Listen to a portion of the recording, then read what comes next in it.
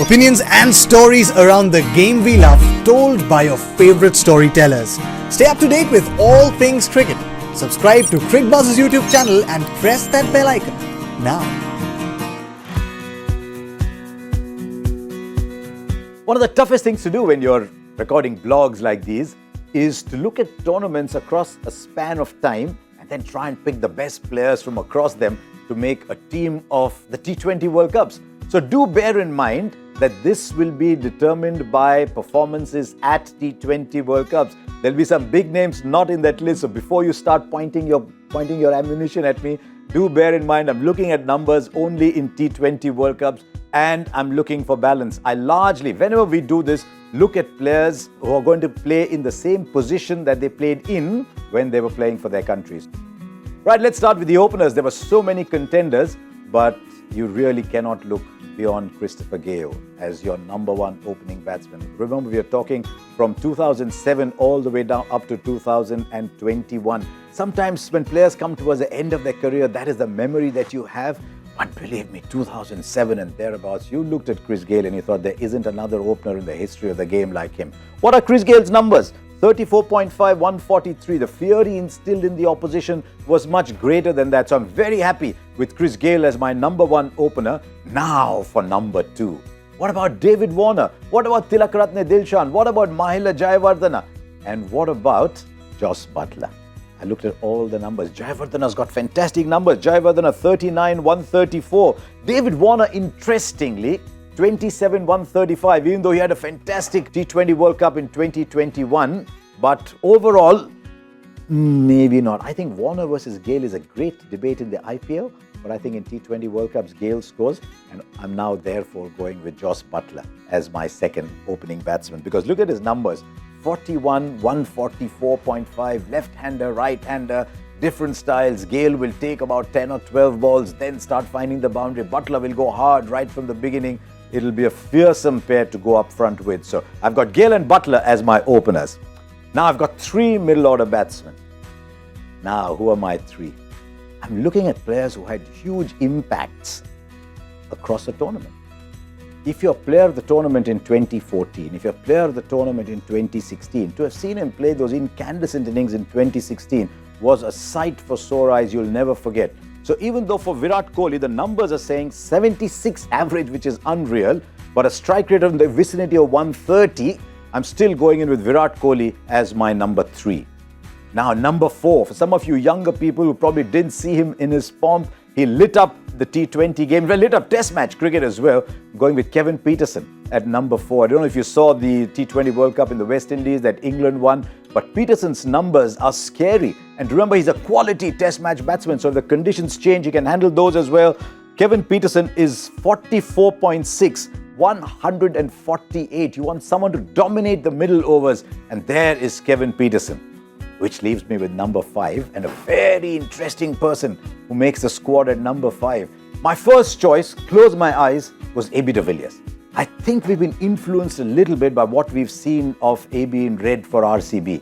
But look at AB when he's playing in T20 World Cups, 29.9, 143. You take the 143 as given, average 30, and then you go by the image of AB de Villiers. But how do you look beyond someone who's got an average of 54 and a strike rate only marginally below ABD's and is a left-hander and has played one of the great T20 World Cup innings of all time? I've gone with Michael Hussey at number five. Okay, I'm pausing a little bit because I'm going to have to duck all the slings and bows and arrows and guns that are pointing my way, but I've gone Mike Hussey over AB de Villiers. At number five, there's another very strong contender for me. And because he played those big moments so well, he played all those wow moments so well, he had a fabulous 2007 World Cup, you start to think, how can Yuvraj Singh not be in that side? And when I closed my eyes, just as I did with AB, I thought, yes, Yuvraj. And I started looking at the numbers for Yuvraj, because you've got to look at people over their careers. And Yuvraj's numbers are 23, 129. I said, did that really happen for a player like Yuvraj Singh? So Yuvraj, 23, 129. My choice, Michael Hussey's numbers were a little better, so. In every good T20 side, you have a seam bowling all-rounder and you have a spin bowling all-rounder.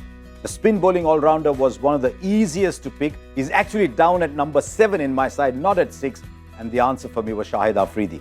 Purely as a spinner, purely as a bowler, Afridi's numbers, he's got 39 wickets at an economy rate of 6.72.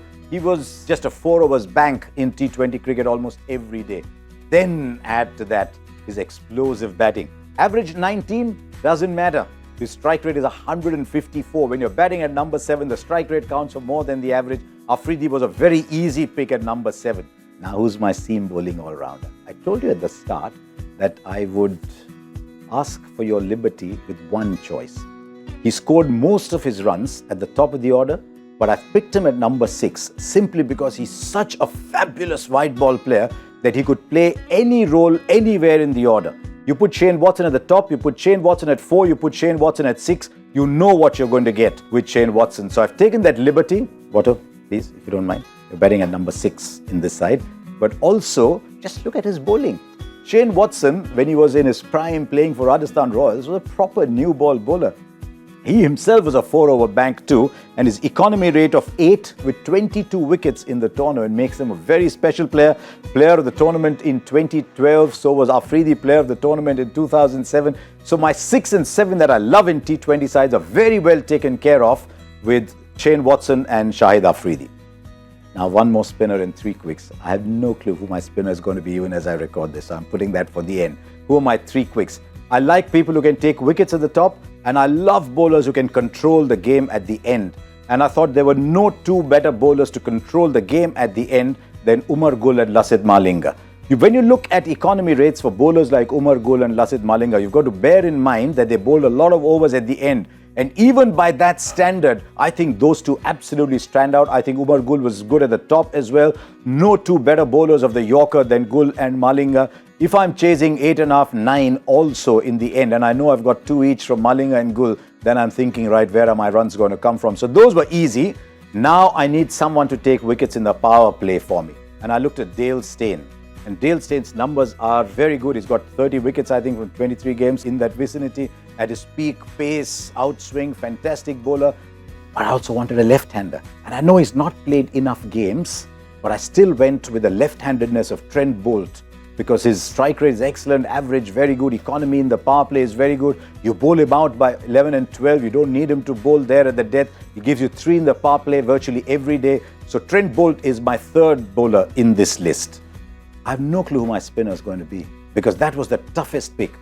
Here's a graphic that will show you the numbers that spinners have achieved. Remember, I told you right at the start, a lot of the T20 World Cups have been played in the West Indies and on the subcontinent. So the spinners' numbers are looking very good, but those numbers are awesome.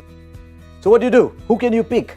You can pick either of Mendes, whose numbers are fabulous, Ravichandran Ashwin, Rashid Khan, Sunil Narayan. You want someone to bowl really well in the middle overs. Look at Adam Zampa's numbers. But there's one bowler that we don't talk enough about. And routinely, he was on top of all the spin bowlers rankings. He was on top of all the bowlers rankings. And he just told us, you know what, a spinner can bowl really well in the power play. So why have I looked at a spinner bowling in the power play in my list? Because I've got very good middle overs bowlers. I've got very good death bowlers. I've got a new ball wicket taker. I just want someone else to bowl in the power play. And that's where he was fantastic. My bowler, Samuel Badri. I eventually went with Samuel Badri. I asked my stats man, I asked Deepa, I said, can I go with Samuel Badri? He said, go with Badri. So that is my team then. I think I've got really good batting down to number 7. I've got 24 overs in my side, which is something that is fantastic for anybody taking the field. I've got enough spin bowling and I've got absolute quality pace bowling. So I hope you agree. Remember, the team of the T20 World Cups only.